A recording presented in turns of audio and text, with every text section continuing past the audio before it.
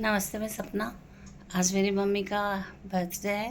वो अब इस दुनिया में नहीं है, पर उनकी जैसी व्यक्तित्व की लेडी मिलना भी बहुत मुश्किल है। मैंने तो नहीं देखी है अपने सामने। वो एक बहुत ही बोल्ड और ब्यूटीफुल लेडी थी। उन्होंने अपने घर के लिए, बच्चों के लिए बहुत कुछ किया, बहुत त्याग किया।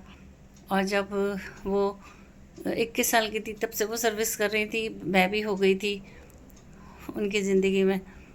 और वो पैदल पैदल घर से बहुत दूर, गांधीनगर से आमेर तक पैदल जाती थी पैसे बचाने के लिए।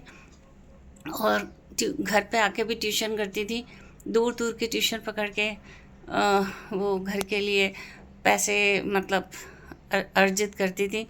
और जब घर पे आती थी तब उनको पता चलता था घर पे कुछ कमी है, तो फिर वापस जाती थी एडवांस लेने के लिए।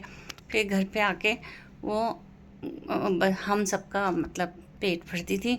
और हमारे पापा भी गवर्नमेंट सर्वेंट थे, पर हम 4 बच्चे थे, हमारी दादी थी और मम्मी पापा थे, तो सबको मतलब पालना मुश्किल बात होती थी।